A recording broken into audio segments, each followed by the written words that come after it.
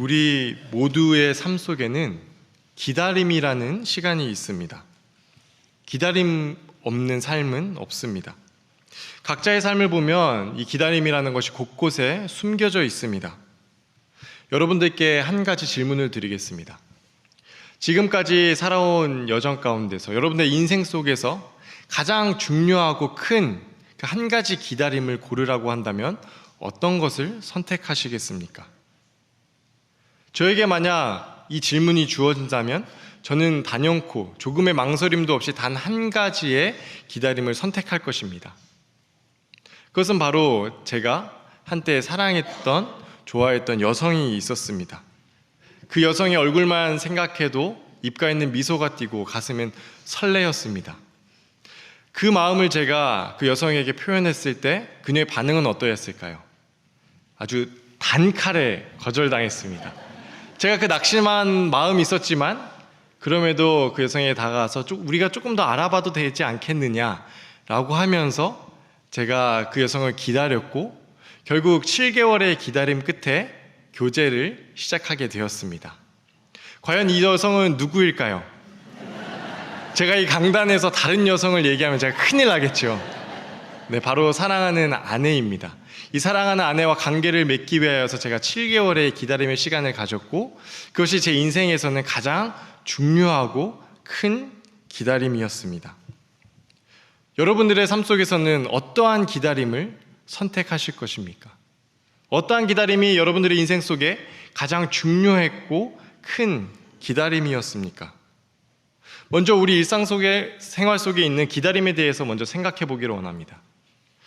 우리가 식당을 가면 기다림이 있습니다. 원하는 메뉴를 정하고 바로 나오는 것이 아니라 기다림의 시간이 있습니다. 우리가 허기진 배를 참으면서 그 기다림을 지나가고 있습니다. 육아를 전담하는 아내, 배우자는 어떠합니까? 남편이 속히 퇴근하고 집에 와서 육아를 도와주기를 원하는 그 기다림의 시간이 있습니다. 우리가 가지고 싶은 필요한 물건을 구매할 때 그 택배를 기다리는 모습도 있습니다.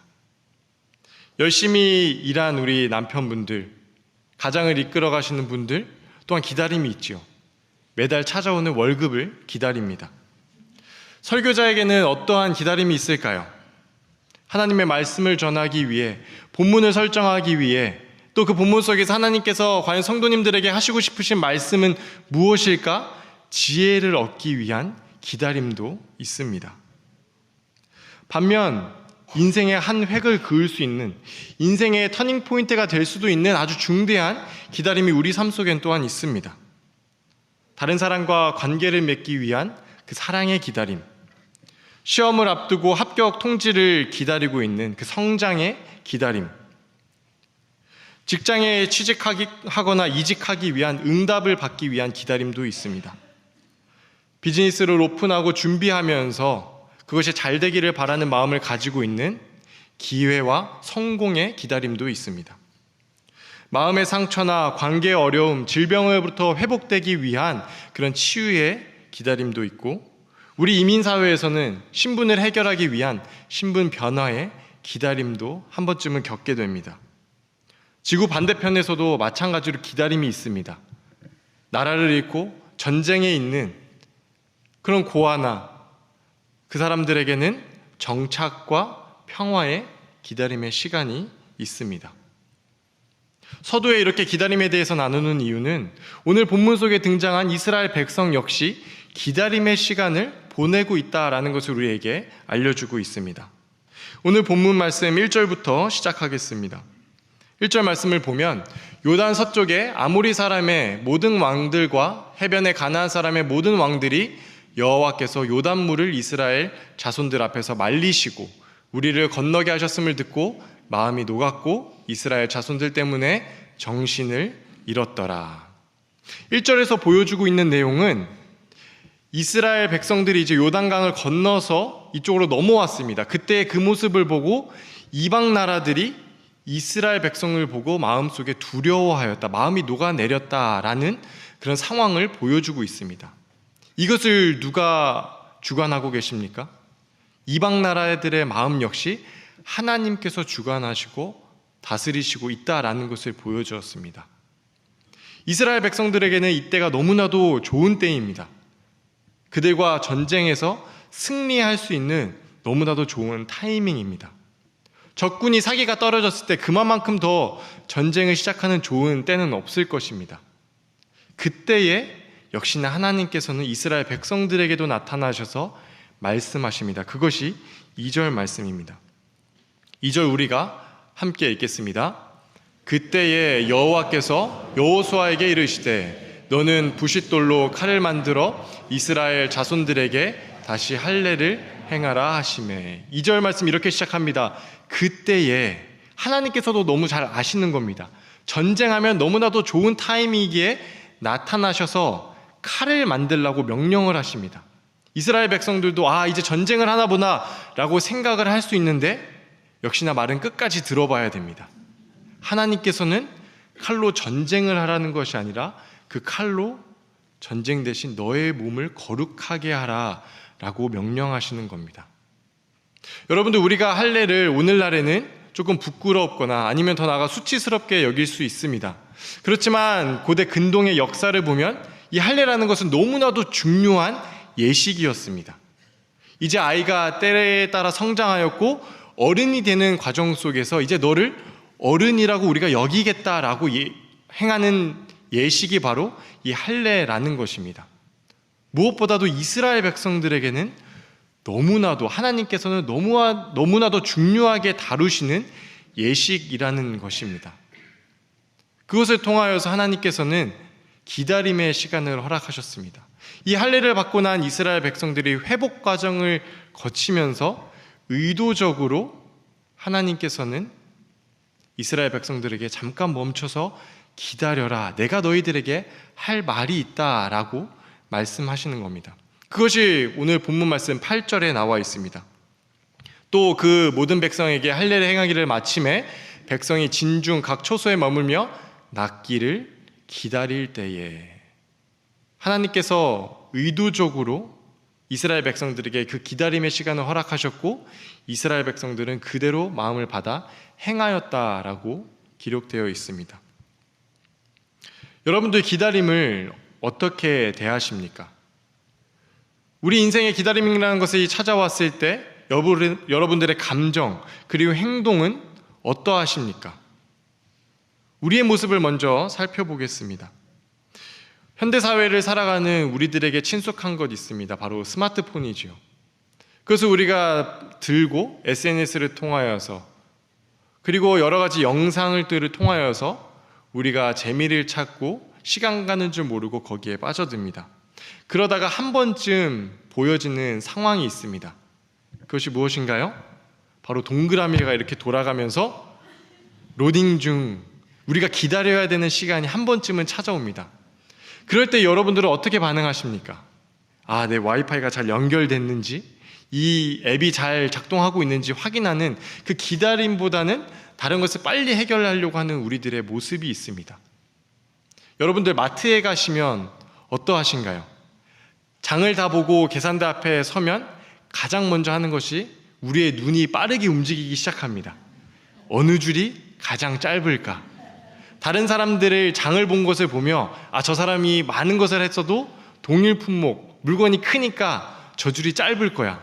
저건 작게 보이지만 저 캐시어의 손이 좀 느리네. 내가 여기에 서야지. 그런데 예상과 달리 저쪽 줄이 빠르게 지나가는 것을 보고 우리는 어떠합니까? 우리는 탄식과 깊은 한숨을 내쉬게 됩니다. 기다림은 이렇게 일상생활에서도 우리는 불편함을 가지고 우리가 원하지 않는 시간으로 사용하게 된다는 것입니다. 더 극명히 보여주는 예가 있습니다. 여러분들, 운전하실 때 어떠신가요? 내 앞차가 초록불이 켜져서 출발해야 되는데 가지 않을 때 바로 우리는 크락션의 손이 슬그머니 올라가게 됩니다. 저 역시 그렇게 답답함 속을 참지 못하고 그 기다림의 속에서 조금 더 여유를 갖지 못하는 저의 모습이 있었다라는 것입니다. 이런 일상생활 속에서도 기다림에 대해서 불편하고 그것을 빨리 해결하고 싶어하는 우리들의 모습인데, 과연 중대한 기다림 앞에서 우리는 또한 그 속에서 감사할 수 있고 기쁨과 만족함으로 우리가 그것을 지나갈 수 있느냐라는 것입니다. 우리 스스로를 조금 더 냉철하게 되돌아보면 기다림이라는 것은 우리에게 불편한 것이고 불만과 불평을 가져다주는 요소로 우리는 여기게 됩니다. 여기서 우리에게 중요한 질문 한 가지가 주어집니다.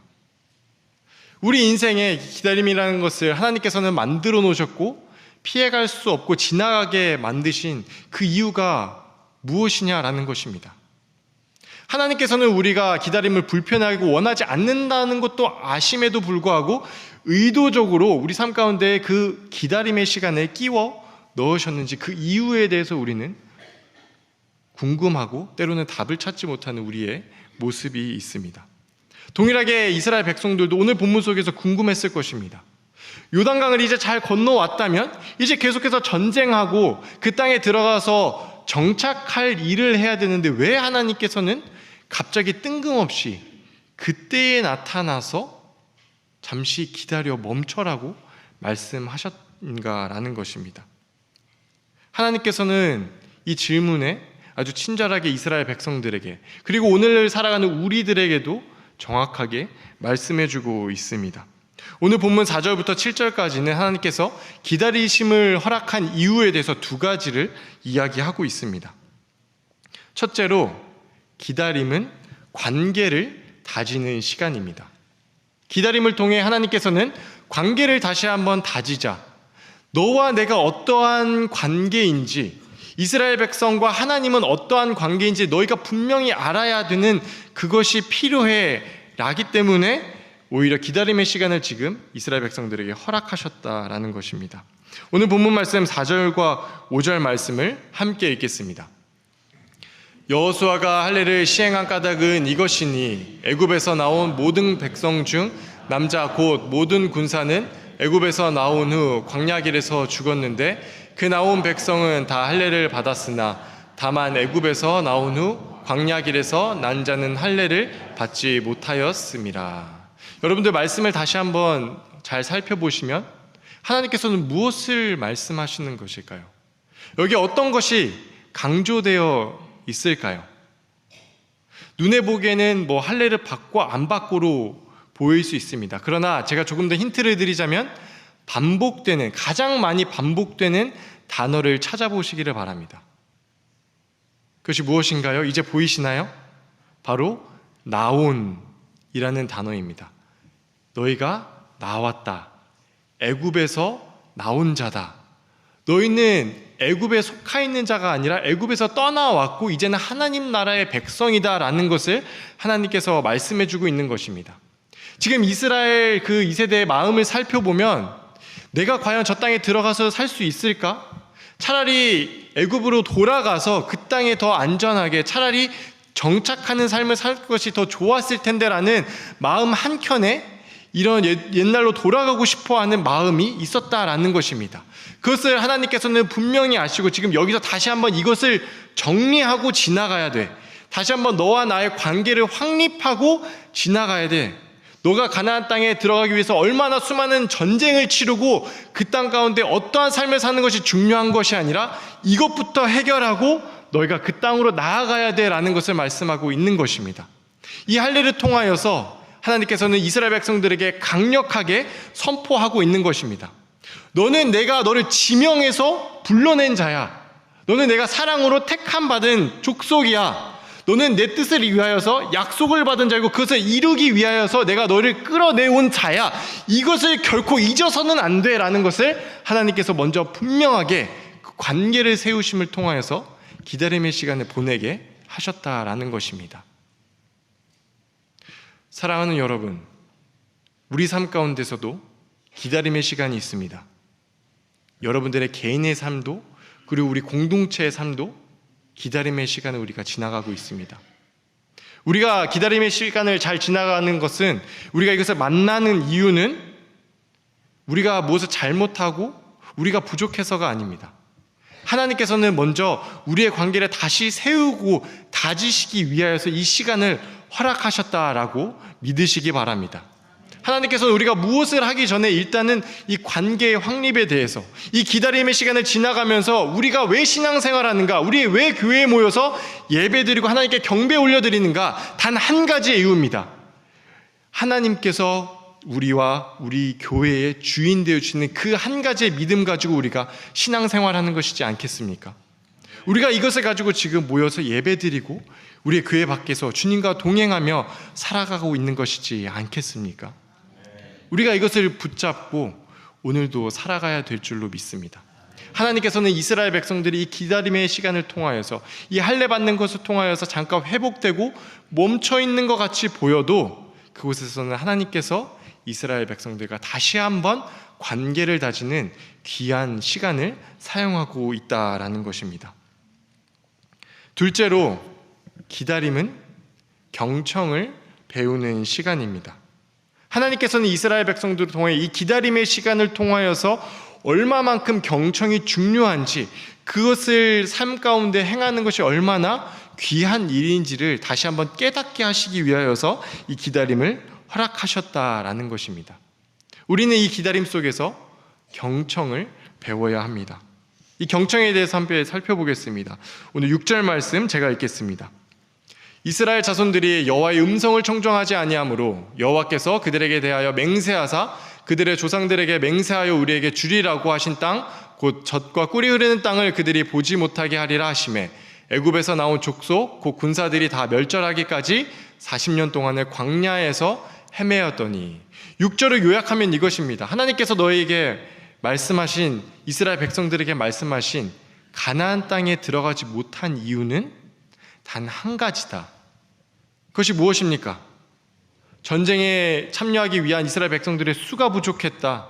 그들의 지략과 전략이 부족했다. 다른 이방 나라의 무기들보다 낙후되었다.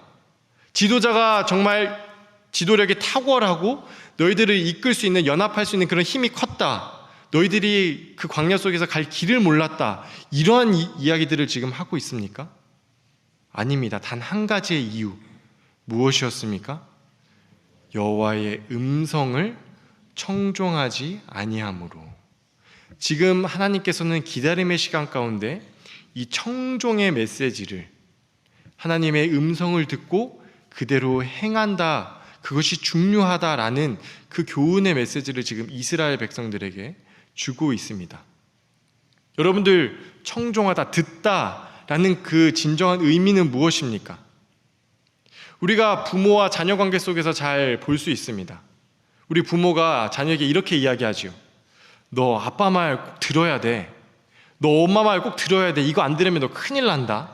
이거 결국에 너 잘 되라고 하는 얘기야. 이런 말도 우리가 한 번쯤은 사용해 보셨잖아요. 저만 그런 말 하는 것처럼 저를 쳐다보시는데, 네, 여러분들도 그러시리라 한 번쯤 생각이 됩니다. 거기서 듣다라는 것 무엇입니까? 아버지 어머니의 말을 듣고 행하는 것을 이야기하지 않습니까? 그것을 부모가 이야기했을 때, 아, 네, 잘 들었습니다, 감사합니다, 이런 자녀는 이제 그때부터 이제 너 죽고 나 죽자, 이판사판이 됩니다. 정말 자녀가 들었을 때는 듣고 한 귀로 바로 나가는 것이 아니라 들었을 때의 생각과 마음을 거쳐 다른 귀로 나가는 것이 아니라 우리의 행동으로 나오게 되는 것을 의미합니다. 여기서 말하는 청종이 바로 이것입니다. 하나님의 말씀이 임하였을 때에 그것을 귀담아 듣고 새겨 듣고, 아, 하나님의 말씀이 이것이구나, 우리가 분별할 수 있는 그 힘을 키워나가는, 그 경청을 배워나가는 시간이 바로 기다림의 시간이라는 것입니다. 오늘 본문 5장의 말씀은 굳이 성경을 읽어볼 때 필요한가라는 생각이 들 수도 있습니다. 그 이유는 무엇이냐면, 오늘 본문 4장에서는 이스라엘 백성들이 요단강을 건넙니다. 언약궤를 앞세워서 요단강으로 나아갔을 때 그 물이 갈라집니다. 그래서 이스라엘 백성 1세대가 홍해를 건너는 것처럼 이제 2세도 그 길을 걷게 됩니다. 그런 기적을 경험하게 됩니다. 청종을 통하여, 말씀이 임하였고 그대로 행함을 통하여서 기적을 보았습니다. 그리고 6장에서는 어떠한 내용이 등장합니까? 여리고성 전투, 우리가 잘 아는 전쟁입니다. 이스라엘 백성들이 힘과 힘으로 붙었을 때 결코 싸워서 승리할 수 없는 난공불락의 아주 거대한 성입니다. 그 성을 어떻게 점령합니까? 하나님의 말씀이 임합니다. 싸울 방법을 알려주십니다. 너희들이 하루에 한 바퀴씩 돌고 총 6일 동안 언약궤를 앞세우고 나팔을 불되 조용하게 그렇게 6일 동안 총 6번을 하루에 한 번씩 돌아라 라고 말씀하시고 7번째 날에는 7번을 돌되 6번까지는 동일하게 조용하게 돌지만 마지막 7번째는 외쳐 소리 질러서 성을 공격하라 라고 말씀을 하나님께서 주십니다. 그래서 이스라엘 백성들은 그 성을 함락한 것을 우리가 잘 알고 있습니다.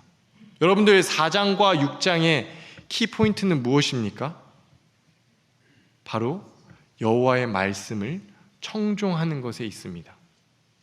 어떠한 힘으로 능력으로 지혜로 요단강을 건너고 여리고성을 함락하는 것이 아니라 상황은 여러 상황이지만 그 속에서 유일한 한 가지 여호와의 말씀이 임하였을 때 그것을 듣고 청종하는 그 신앙의 훈련이 있었다라는 것입니다. 하나님께서는 지금 이스라엘 백성들이 가나안 땅으로 들어가기 전에 다시 한번 이것을 마음 가운데에 새기고 또 새기고 기억하게 하신다라는 것입니다.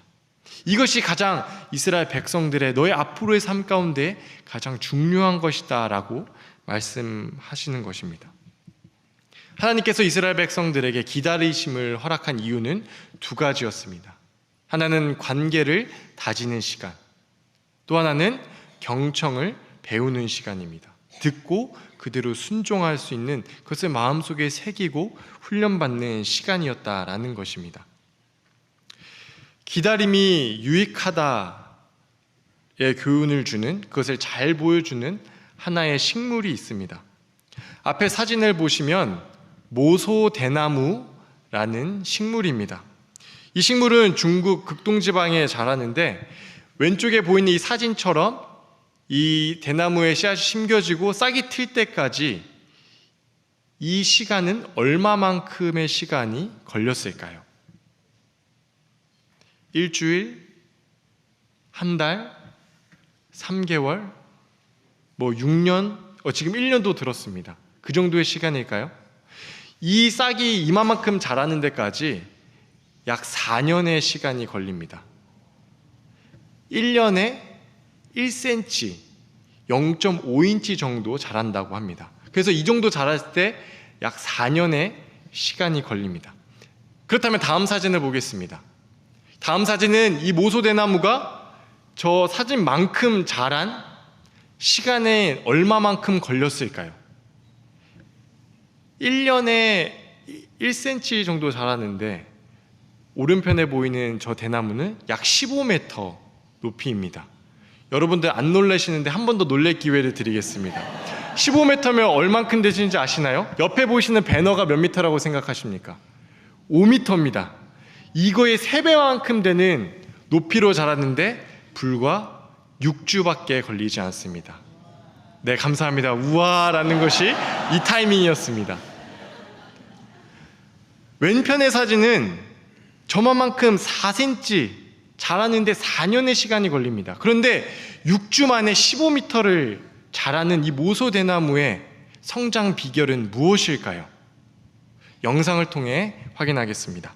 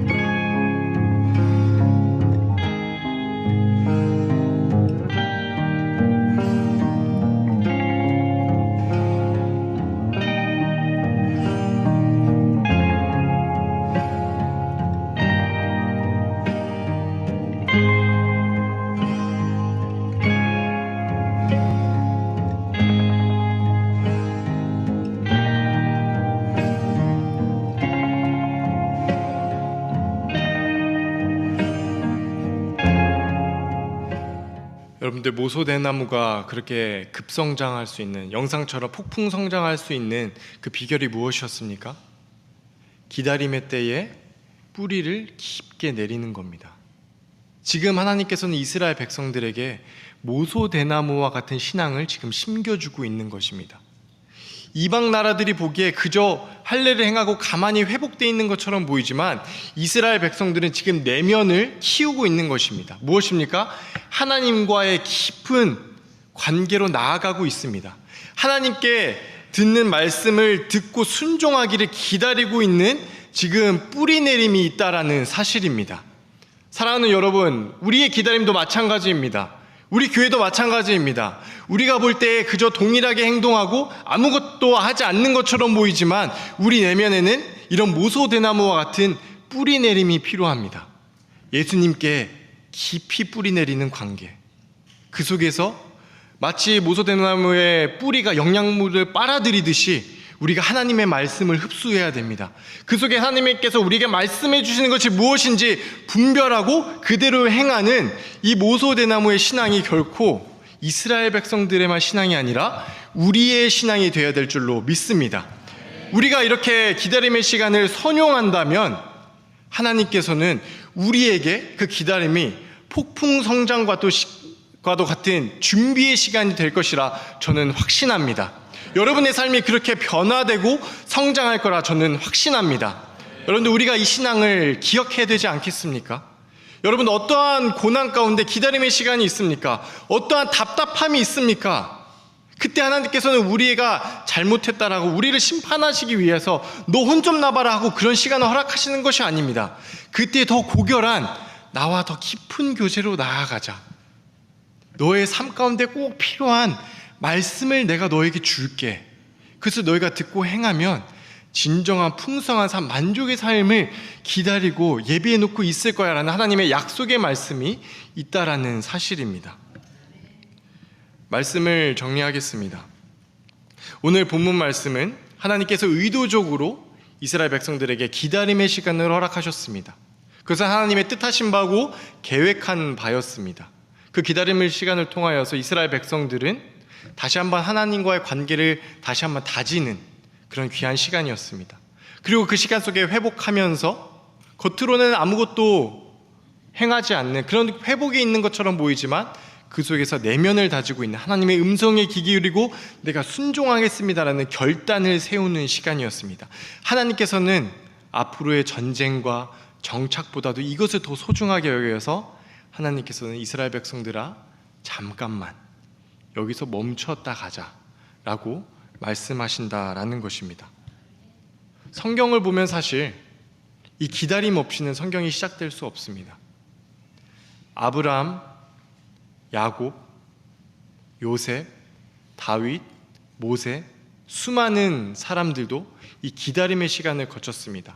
아브라함은 25년이 지나고 나서야 드디어 약속의 아들을 손에 올려놓을 수 있었습니다. 야곱은 자신을 죽이려고 하는 에서의 그 죽음으로부터 도망가고 고향 땅으로 다시 오기까지 20년의 시간을 기다렸습니다. 요셉은 형들로부터 팔림을 받고 아버지와 헤어졌지만 아버지와 재회하기까지 20년이라는 기다림이 있었습니다. 모세는 사람을 죽이고 광야로 나아갔고 그 속에서 하나님께서는 소명을 주셨습니다. 너는 다시 이스라엘 땅으로 이스라엘 백성들을 위하여 돌아갈 것이다. 그런데 40년의 시간이 걸렸습니다.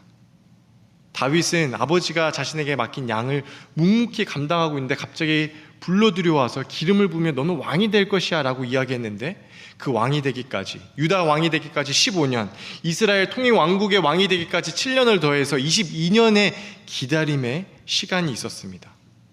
사랑하는 여러분, 무엇보다도 하나님의 타이밍 속에는 기다림의 시간도 포함되어 있습니다. 이스라엘 백성들이 하나님께로 돌아오고자 수많은 시간을 하나님께서는 기다리셨습니다. 선지자를 보내주시고 왕을 통하여서 계속해서 말씀하셨지만 돌아오지 않는 백성들을 보고 멸절시키는 것이 아니라 기다리시고 또 기다리시면서 결국 메시아를 이 땅 가운데 보내주시기 위한 그 구약의 기다림의 시간을 우리는 잘 알고 있습니다. 신약에 와서는 예수님께서도 마찬가지입니다. 우리의 구원을 이루기 위해서 이 땅 가운데 내려오셨는데 바로 십자가에 달려 돌아가신 것이 아니라 성장하기까지, 하나님의 때가 차기까지 30년의 시간을 기다리시고 또 3년간의 공생의 사역을 하신 이후에 하나님의 때가 참에 십자가에 달려 돌아가시는 그 기다림의 시간을 예수님께서도 거쳐가셨다라는 것입니다. 그 이후에 교회는 어떻게 세워졌습니까?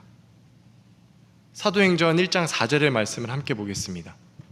사도행전 1장 4절의 말씀 제가 읽겠습니다. 사도와 함께 모이사 그들에게 분부하여 이르시되 예루살렘을 떠나지 말고 내게 들은 바 아버지께서 약속하신 것을 기다리라. 교회는 기다림으로 시작했습니다. 예수님께서 승천하시고 이스라엘 백성들에게 기다려라. 너에게 약속하신, 우리의 관계를 통하여서 그 약속하신 그 하나님의 뜻을 기다려라. 너에게 들은 바 그대로 지켜 기다림을 행하라 라고 말씀하셨고, 그 이후에 성령님께서 오순절날 오시자, 그리고 그 성령님을 받은 모인 사람들이 모이자 그것이 교회 공동체가 되었습니다. 그렇게 해서 교회 시대는 시작되었고, 우리의 삶을 봐도 마찬가지입니다. 우리의 삶은 기다림으로 시작되었습니다. 모태에서 10달이나 지내면서 그 기다림의 시간을 통하여서 우리의 사람의 형상을 대로 지은 바 되어서 출생하게 됩니다.